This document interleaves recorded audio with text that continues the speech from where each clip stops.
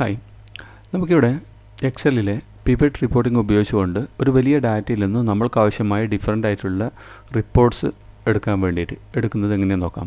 ഉദാഹരണത്തിന് ഇവിടെ ഇപ്പം ഒരു സ്റ്റേറ്റ്മെൻ്റ് ഉണ്ട്, ഒരു ഷീറ്റ് ഉണ്ട്. ആ ഷീറ്റിൽ ഒന്ന് സീരിയൽ നമ്പർ കൊടുത്തിട്ടുണ്ട്. നമുക്ക് നോക്കാം. സീരിയൽ നമ്പർ കണ്ടിന്യൂസ് അല്ല, സെക്ഷൻ തിരിച്ചിട്ടുണ്ട്.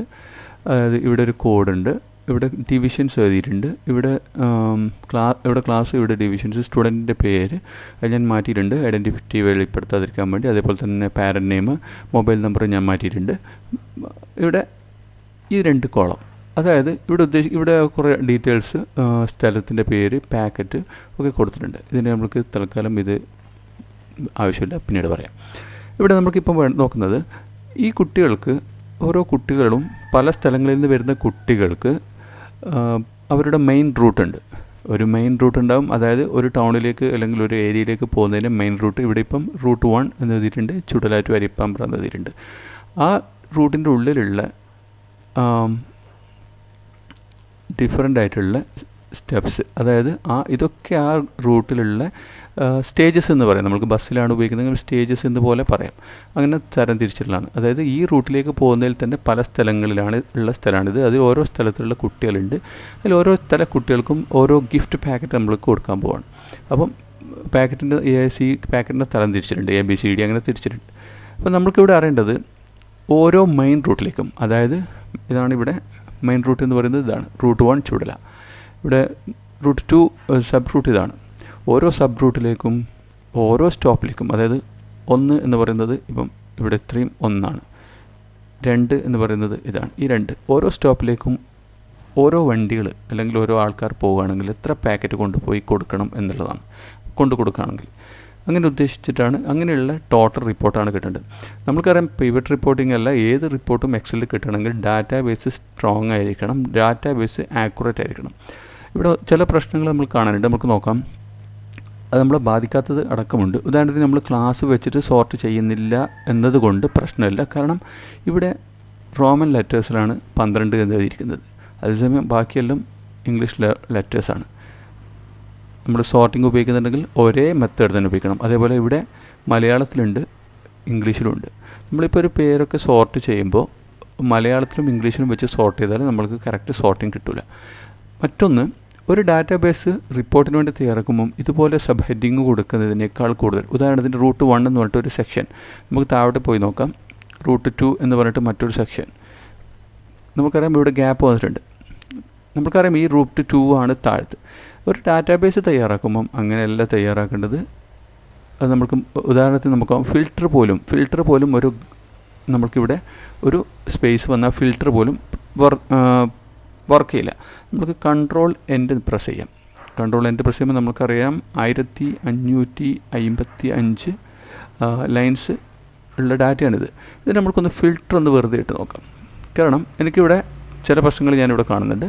ഇവിടെ ഇത് 2 നോക്കാം. പാക്കറ്റ് എൻ്റെ തന്നെ 2 ടൈപ്പിലാണ് പാക്കറ്റ് ചെയ്യുള്ളത്. ഒന്നിനിടയിൽ ഒരു സ്പേസ് അധികമുണ്ടെന്ന് നമുക്ക് ക്ലിയറായിട്ട് മനസ്സിലാക്കാം. അത് എക്സലിൽ റിപ്പോർട്ട് എടുക്കുമ്പോൾ ഇത് 2 2 ഐറ്റമായിട്ട് എടുക്കുക, പക്ഷേ ഇത് 2 ഒരു ഐറ്റമാണ്. അപ്പോൾ അത്തരം പ്രശ്നങ്ങളൊക്കെ നമ്മൾക്ക് മാറ്റിക്കൊണ്ട് വേണം നമ്മൾ റിപ്പോർട്ടുകൾ തയ്യാറാക്കാൻ. അപ്പോൾ നമുക്ക് നോക്കാം. നമുക്കൊന്ന് ഫിൽറ്റർ ചെയ്ത് നോക്കാം. ഇവിടെ പാക്ക് എന്ന് തൽക്കാലം ഒരു ഹെഡിങ് കൊടുത്തുകൊണ്ട് ഫിൽറ്റർ കൊടുക്കണം. ഫിൽറ്റർ കൊടുത്തു കഴിഞ്ഞാൽ ബ്ലാങ്ക്സ് ഒഴിവാക്കിയിട്ട് കാണിക്കാൻ പറയാം. നമുക്കിവിടെ നോക്കാം. ഇവിടെ കാണിക്കുന്നത് 95/96 റെക്കോർഡ്സാണ്. നമ്മൾക്കറിയാം 1555 റെക്കോർഡുണ്ട്, പക്ഷേ 95 എന്തുകൊണ്ടാണ് കാണിച്ചത് നമുക്ക് നോക്കാം. ഫിൽറ്റർ ഒഴിവാക്കാം, നമ്മളടിച്ച പാക്കറ്റ് ഒഴിവാക്കാം. നമുക്ക് നോക്കാം. ഇവിടെ സ്പേസ് വന്നിട്ടുണ്ട്. ഇവിടെ വരെയുള്ളത് മാത്രമേ ഫിൽറ്റർ ചെയ്തിട്ടുള്ളൂ. ഞാൻ പറഞ്ഞു സ്പേസ് ഉണ്ടായി കഴിഞ്ഞാൽ, ഒരു ഗ്യാപ്പ് വന്നു കഴിഞ്ഞാൽ പിന്നെ അടുത്തത് ഫിൽട്രേഷനിൽ പെടില്ല.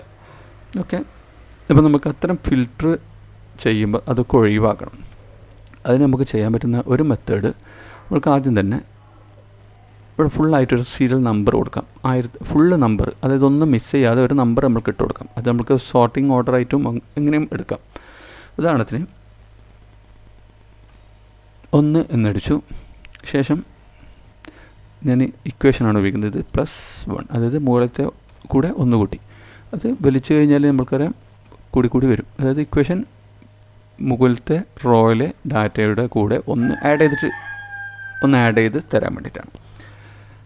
പക്ഷേ ഇത് ഞാൻ കോപ്പി ചെയ്തിട്ട് താഴോട്ടേക്ക് എടുത്തു കഴിഞ്ഞാൽ ഫുള്ളായിട്ട്, അതായത് അവസാനം വരെ പോകും. നമുക്ക് അത്ര വേണ്ട, നമുക്ക് പെട്ടെന്ന് കാര്യം നടക്കാൻ വേണ്ടി Ctrl+N പ്രസ് ചെയ്യുന്നു. Ctrl+N പ്രസ് ചെയ്യുമ്പോൾ നമുക്കിവിടെ 1555 റോയിലെത്തി. ഇവിടെ നമ്മളൊരു മാർക്ക് ഇടുന്നു, ഒരു അടയാളം. സ്റ്റോപ്പ് ചെയ്യണം, അവിടെ വെച്ച് സ്റ്റോപ്പ് ചെയ്യണം. അവിടെ ഒരു സിഗ്നൽ, റെഡ് സിഗ്നലാണത്. ഇതിന് മുകളിലേക്ക് Ctrl ആരോ പ്രസ് ചെയ്യുന്നു. ഇനി Ctrl+C പ്രസ് ചെയ്ത ശേഷം കോപ്പി ചെയ്തു, Ctrl+Shift ഡൗൺ ആരോ പ്രസ് ചെയ്തു. കറക്റ്റ് അവിടെ സ്റ്റോപ്പ് ചെയ്യും. അവിടെ ഒരു ഡാറ്റ ഉള്ളതുകൊണ്ട് അവിടെ സ്റ്റോപ്പ് ചെയ്യും. എൻ്റർ അടിക്കുന്നു. അപ്പോൾ നമുക്ക് ഡാറ്റയായി. ഇനി Ctrl+Enter അടിച്ച് നോക്കാം. 1553 ഡാറ്റ. ഇനി നമ്മൾക്ക് ഇവിടെ പാക്ക് സോർട്ട് നമ്പർ എന്ന് കൊടുത്തിട്ട് നമുക്കിനി ഫിൽട്ടർ ചെയ്ത് നോക്കാം. നമുക്കറിയാം ഇപ്പം കറക്റ്റ് വന്നിട്ടുണ്ട് എന്നതിൻ്റെ തെളിവാണ്. മറ്റുള്ള പലതും കയറി വന്നു. നമുക്കിവിടെ നോക്കാം. പാക്കറ്റ് എ രണ്ടെണ്ണം ഉണ്ട്, നമുക്ക് ഒഴിവാക്കാം. പാക്കറ്റ് എയും പാക്കറ്റ് എ ഒക്കെ ഏകദേശം ഒരേപോലെ ആക്കണം. നമുക്കറിയാം പല സ്ഥലങ്ങളിലും മാറി വന്നിട്ടുണ്ട് എന്നുള്ളതുകൊണ്ട് ഇവിടെയൊക്കെ മാറി വന്നിട്ടുണ്ട്. അപ്പോൾ നമ്മൾ ഇവിടെ ഒന്ന് ഡബിൾ ക്ലിക്ക് ചെയ്ത് നോക്കിയാൽ എല്ലാം പാക്കറ്റ് എയും സെയിം ആവും.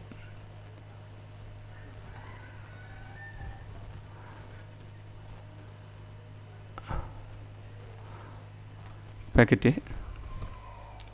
താഴോട്ടേക്ക് സെലക്ട് ചെയ്തു, കോപ്പി ചെയ്ത് സെലക്ട് ചെയ്തു, എൻ്റർ അടിക്കുന്നതോടുകൂടി എല്ലാ പാക്കറ്റ് എയും ഒന്നായി. ഇനി പാക്കറ്റ് സി ഉണ്ട്, സി സെലക്ട് ചെയ്യാം. രണ്ട് സിയും സെലക്ട് ചെയ്യുന്നു. മുകളിലത്തെ സി സെലക്ട് ചെയ്തു. ഫിൽറ്ററിൽ വെച്ചുകൊണ്ട് തന്നെ Ctrl+Shift ഡൗൺ ആരോ എൻ്റർ അടിക്കുന്നു. സിയും റെഡിയായി. ഇനി ബി ഉണ്ട്. ഇനി ബി സെലക്ട് ചെയ്യുന്നു. രണ്ട് ബിയും സെലക്ട് ചെയ്യുക. മുകളിലത്തെ ഒരു ബി എടുക്കുക. Ctrl+Shift ഡൗൺ ആരോ ക്ലിക്ക് ചെയ്യുക, എൻ്റർ അടിക്കുക. ഇപ്പം ABC ആയി. ഇനി ബ്ലാങ്ക് ഉണ്ട്. റൂട്ട് ഇതെന്താണെന്നില്ല നമുക്ക് പിന്നീട് ചെക്ക് ചെയ്യാം. കാരണം ഇത് പാക്കറ്റ് അല്ല, ഈ കോളത്തിൽ വരേണ്ട സാധനമല്ല എന്ന് നമുക്കറിയാം. ഓക്കെ, ഓൾ കൊടുക്കുന്നു, ഓക്കെ അടിക്കുന്നു. ഇനി ഡാറ്റ ഫിൽട്ടർ ഒഴിവാക്കുന്നു. ഇപ്പം നമുക്കിത് കറക്റ്റായി. ഇനി നമ്മൾ ഈ ഒരു ഇത് വേണമെങ്കിൽ തൽക്കാലം ഒഴിവാക്കാം, അല്ലെങ്കിൽ അവിടെ കീപ്പ് ചെയ്യാം. ഇനി നമുക്ക് വേണ്ടത് ഇതിന് കറക്റ്റ് ഓരോ കോളത്തിനും ഹെഡിങ് കൃത്യമായിരിക്കണം. ഇവിടെ സീരിയൽ നമ്പറാണ്, SL നമ്പർ എന്ന് കൊടുക്കാം. നമുക്കിതിനൊരു കോഡ് എന്ന് പറയാം, ക്ലാസ് എന്ന് പറയാം, ഡിവിഷൻ എന്ന് പറയാം, student name, parent name, mobile number എന്ന് പറയാം. ഇത് സബ് റൂട്ട്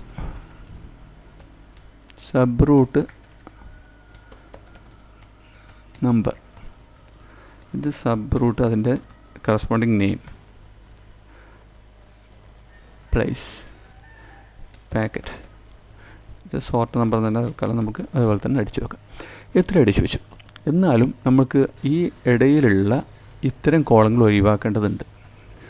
അതുകൊണ്ട് തന്നെ നമുക്കൊരിക്കലും ഇവിടെയല്ല ഈ സാധനങ്ങൾ വരേണ്ടത്. ഇങ്ങനെ സെക്ഷൻ തിരിക്കരുത്. സെക്ഷൻ തിരിച്ചാൽ റിപ്പോർട്ട് വർക്ക് ചെയ്യില്ല. അതുകൊണ്ട് നമ്മൾ ഇപ്പുറം ഒരു കോളം ഇൻസേർട്ട് ചെയ്യണം. ഒരു കോളം ഇൻസേർട്ട് ചെയ്ത ശേഷം ഇതിനെ സെലക്ട് ചെയ്യുന്നു. നമ്മൾ ഈ കോളത്തിലേക്ക് അടിക്കുന്നു. അതായത് ഇത് മെയിൻ റൂട്ട് നെയിം. ഇനി നമ്മളൊന്ന് ഡബിൾ ക്ലിക്ക് ചെയ്ത് കഴിഞ്ഞാൽ ആ സ്പേസ് വരെ പോകും. സ്പേസ് വരെ പോയിട്ടുണ്ട്. ഇവിടെ ഇതാണ്, ഇവിടെ വേണ്ടതില്ല. നമ്മൾക്ക് ഇതിൻ്റെ അടുത്ത് ഇവിടെ ഇടാം. ഇവിടുന്ന് കട്ട് ചെയ്യാം. ഇതിനടുത്ത ഇവിടം വരെ വരണം. ഇവിടം വരെയാണ് വരേണ്ടത്. അത് ഇവിടുത്തെ വരെ വരുള്ളൂ. കാരണം നമ്മൾ ഡബിൾ ക്ലിക്ക് ചെയ്താൽ, കാരണം ഇവിടെ ഡാറ്റ ഉള്ളൂ, ഇവിടെ ഡാറ്റ ഇല്ലാത്തതുകൊണ്ട് വരില്ല. നമുക്ക് കാണാം. ഡബിൾ ക്ലിക്ക് ചെയ്യുന്നു. നമുക്കറിയാം കൃത്യമായിട്ട് വന്നിട്ട്. ഇനി ഇതിവിടെ ശരിക്കും കുട്ടികൾ മിസ്സായി എന്നേ ഉള്ളൂ. ഇത് കണ്ടിന്യൂഷനാണ്. അപ്പോൾ നമുക്ക് കുറച്ചും കൂടെ പോകാനുണ്ട്. കാരണം 72, 73 കണ്ടിന്യൂഷനാണ്. നമ്മളൊന്നും കൂടെ ക്ലിക്ക് ചെയ്യുന്നു. ഇവിടുത്തെ വരെ വന്നു. നമുക്കറിയാം ഈ റൂട്ട്, ഇവിടെ ഉണ്ടായിരിക്കുന്ന റൂട്ട് ഇവിടെ എത്തിയിട്ടുണ്ട്. അതാണ് ഡാറ്റ കറക്റ്റ് അല്ല, ആക്യുറസി വേണം, കറക്റ്റ് സ്ട്രക്ചർ ആയിരിക്കണം. നമ്മൾ ഇവിടത്തേക്ക് എടുത്തു, ഇതിന് ആവശ്യമില്ല. നമ്മളതിനെ ഒന്ന് ക്ലിക്ക് ചെയ്യുന്നു.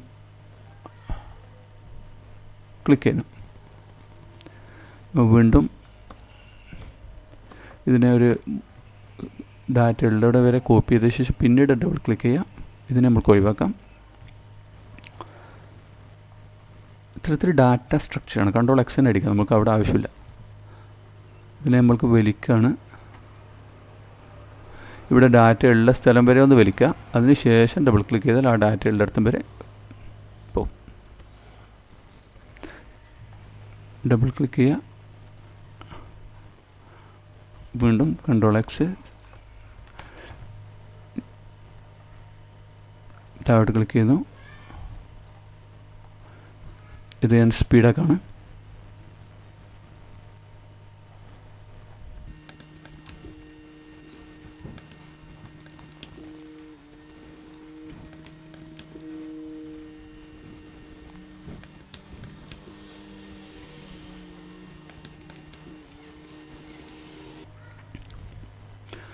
ഓക്കെ, നമ്മൾ ഇത്രയും ചെയ്തിട്ടുണ്ട്. ഇതിൽ ലാസ്റ്റ് ഒന്നിലും പെടാത്ത ലോങ് ഡിസ്റ്റൻസ് എന്ന് കൊടുത്തിട്ടുണ്ട്. അതിന് നമ്മൾക്ക് ഒരു എല്ലാറ്റിനും നമ്പറുണ്ട്, ഇതിന് മാത്രം നമ്പറില്ല. അപ്പം നമ്മൾക്ക് ചെയ്യാൻ പറ്റുന്നത്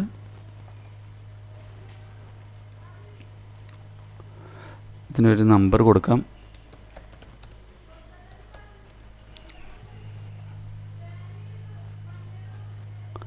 റൂട്ട് 12. ഓക്കെ, നമ്മൾക്കിപ്പം ഇത് മാറി മറിഞ്ഞു. ഇതൊരു സീരിയൽ നമ്പറാണ്, അത് നമ്മൾക്ക് ആവശ്യമില്ല. കൺട്രോൾ ഹോം അടിക്കുന്നു. നമ്മൾക്കതിനെ ഇനി ഒഴിവാക്കാം, ഡിലീറ്റ് ചെയ്യാം. ഇപ്പുറത്ത് വലത്ത് ഭാഗത്ത് നമ്മൾ ഇട്ടിരിക്കുന്ന സീരിയൽ നമ്പർ നമ്മൾക്ക് ഒഴിവാക്കാം, ഡിലീറ്റ് ചെയ്തു. ഇവിടെ പകരം സീരിയൽ നമ്പർ കൊടുക്കാം. ഈ സീരിയൽ നമ്പറിന് വേറെ പ്രത്യേകത കൂടെ ഉണ്ട്. ഈ സോർട്ട് ചെയ്തിരിക്കുന്ന ഓർഡർ നമുക്ക് പിന്നീട് പല സോർട്ടിങ് ചെയ്യാനുണ്ട്. അപ്പം ഈ സീരിയൽ നമ്പർ പ്രകാരം തന്നെ നമുക്ക് ഓർഡർ കിട്ടുകയും ചെയ്യും. ഇപ്പം നമ്മൾ ക്ലിക്ക് ചെയ്തിട്ട് 1550 ഇവിടെ ബ്ലാങ്ക് വന്നത് കൊണ്ടാണത്. ശ്രദ്ധിക്കുക, ബ്ലാങ്ക് വന്നിട്ടുണ്ട്. ബ്ലാങ്ക് നമ്മൾ ഒഴിവാക്കിയിട്ടില്ല, ബ്ലാങ്ക് നമ്മൾ ഒഴിവാക്കാൻ പോകുന്നേ ഉള്ളൂ. ഏതായാലും നമ്മൾ സീരിയൽ നമ്പർ കൊടുത്താൽ ഡ്രാഗ് ചെയ്ത് വലിച്ചു കഴിഞ്ഞാൽ, സീരിയൽ നമ്പർ ഡ്രാഗ് ചെയ്ത് വലിച്ചു കഴിഞ്ഞാൽ നോക്കാം. കൺട്രോൾ എൻ്റർ അടിക്കാം. 1553 അവിടെ മാത്രമേ ബ്ലാങ്ക് വന്നിട്ടുള്ളൂ. ബ്ലാങ്ക് വന്ന് ഇവിടുന്ന് കൺട്രോൾ ഹോം അടിച്ചാൽ നമുക്കിവിടെ ബ്ലാങ്ക് ഉള്ള സ്ഥലം കിട്ടും. തൽക്കാലം അത് ഇങ്ങനെ കിട്ടെ. ഇപ്പം ഡാറ്റ ഓൾമോസ്റ്റ് ആക്യുറസി ആയിട്ടുണ്ട്. ഇനി ഇതിൻ്റെ ഇടയിലുള്ള ബ്ലാങ്ക് വന്നത് പ്രശ്നമല്ല, കാരണം മറ്റേതെങ്കിലും ഒരു കോളത്തിൽ കൃത്യമായ ഡാറ്റ വന്നിട്ടുണ്ട്. ഇത് ബ്ലാങ്ക് ഡാറ്റ ആക്കിയിട്ട് എടുത്തോളും. ഓക്കെ, പാക്കറ്റും ഇത് ഇവിടെ പാക്കറ്റ് ഉണ്ടെങ്കിൽ മാത്രമാണ് പ്രശ്നമാവുക, ഏത് കുട്ടിക്കാണെന്നില്ല മനസ്സിലാവില്ല. ഹായ്, അപ്പോൾ നമ്മുടെ ഡാറ്റാബേസ് നമ്മളൊരു ഏകദേശം സ്ട്രക്ചർ ചെയ്ത് ശരിയാക്കിയിട്ടുണ്ട്. നമ്മൾക്കത് ഫൈനൽ ടച്ചും കൂടെ നോക്കാം. ഇതിൽ പാർട്ട് ABC നമ്മൾ ജസ്റ്റ് ഒന്ന് കാരണം നമ്മൾ പാർട്ട്, അതായത് പാക്കറ്റാണ് നമ്മൾ കാര്യമായിട്ട് നോക്കുന്നത്. അതുകൊണ്ട് നമ്മൾ പാക്കറ്റിൽ എന്തെങ്കിലും പ്രശ്നങ്ങളുണ്ടോ എന്ന് ഒന്നുകൂടെ ജസ്റ്റ് ഒന്ന് ചെക്ക് ചെയ്യാം.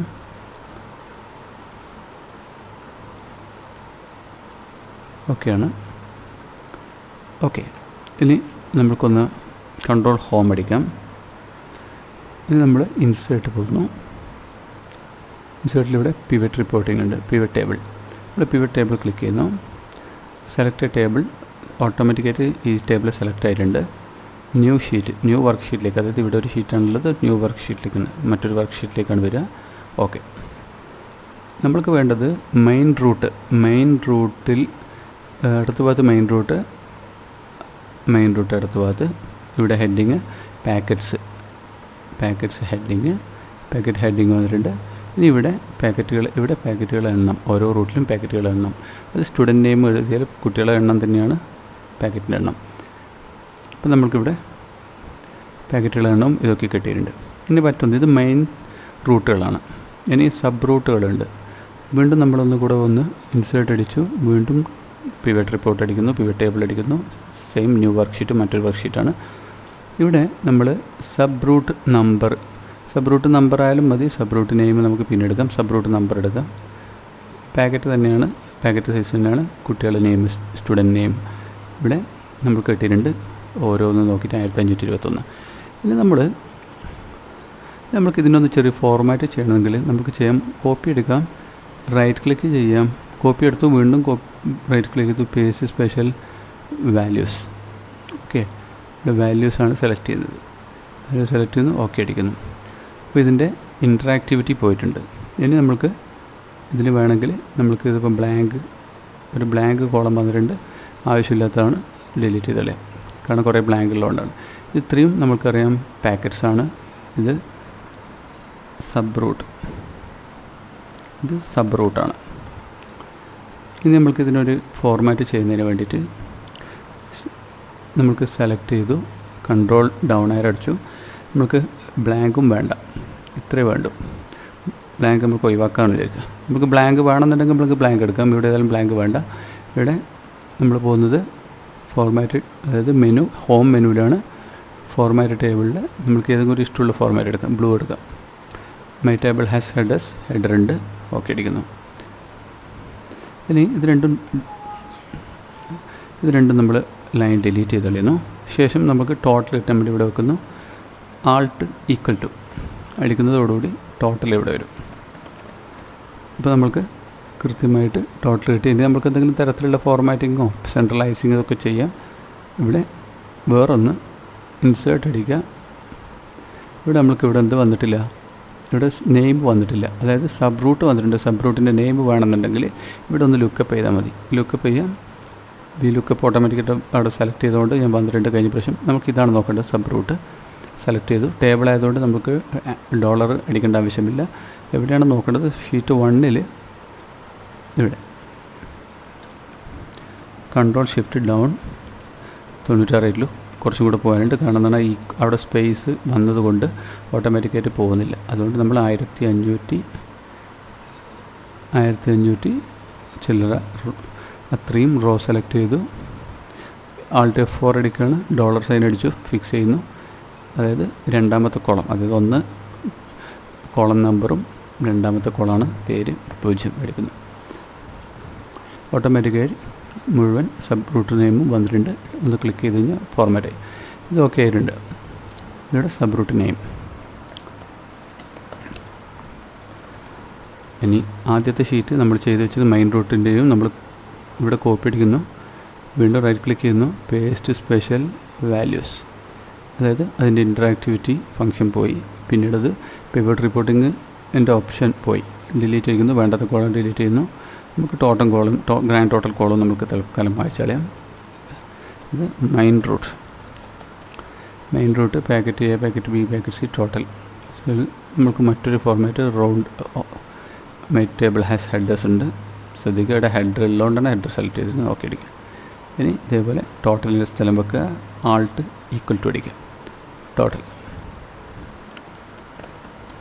ഇപ്പം വളരെ സിമ്പിളായിട്ട്, വളരെ പെർഫെക്റ്റായി, വളരെ നീറ്റായിട്ട് നമ്മൾക്ക് റിപ്പോർട്ട് വന്നു. ഇത്രയും ഈസിയാണ്. ഡാറ്റ വളരെ സ്ട്രക്ചേർഡ് ഡാറ്റയാണെങ്കിൽ വളരെ ക്ലിയർ ആയിട്ടുള്ള റിപ്പോർട്ടാണ് നമുക്ക് കിട്ടുക. ഇനിയും ഒരുപാട് തരത്തിലുള്ള റിപ്പോർട്ടുകൾ നമുക്ക് എടുക്കാൻ പറ്റും. പല ടൈപ്പിൽ എടുക്കാൻ പറ്റും. വേണമെങ്കിൽ ജസ്റ്റ് ഒന്നും കൂടെ ട്രൈ ചെയ്യാം. നമുക്ക് പാക്കറ്റ് വൈസ് എടുക്കണമെങ്കിൽ വീണ്ടും മറ്റൊരു പിവറ്റ് റിപ്പോർട്ടിംഗ് എടുക്കുകയാണ്. Pivot table.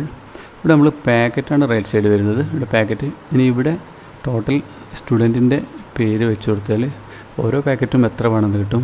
പിന്നെ അതിന് തിരിച്ച് മെയിൻ റൂട്ട് വൈസ് എടുക്കണമെങ്കിൽ മെയിൻ റൂട്ടിനെ എടുത്ത് മുകളിലേക്ക് ഇട്ട് കൊടുത്താൽ മതി. ഇവിടെ മെയിൻ റൂട്ട് ഇടുന്നുണ്ട്. ഇവിടെ മെയിൻ റൂട്ട് ഹെഡിങ് ഒക്കെ ഇത് വിലങ്ങനെയായി. ഇത് മെയിൻ റൂട്ട്, വേറെ മെയിൻ റൂട്ട്. അത് മെയിൻ റൂട്ട് സബ് റൂട്ട് എങ്ങനെ വേണമെങ്കിലും കൊടുക്കാം. തൽക്കാലം ഇപ്പോൾ നമുക്ക് ആവശ്യമില്ല, ഈ ഷീറ്റ് ആവശ്യമില്ല. ഈ ഷീറ്റ് ഡിലീറ്റ് ചെയ്ത് കളയാം. ഈ വീഡിയോ ഇഷ്ടപ്പെട്ടിട്ടുണ്ടെങ്കിൽ ലൈക്ക് ചെയ്യുക, സബ്സ്ക്രൈബ് ചെയ്യുക, നിങ്ങളുടെ അഭിപ്രായങ്ങൾ കമൻറ്റ് ചെയ്യുക. Thank you.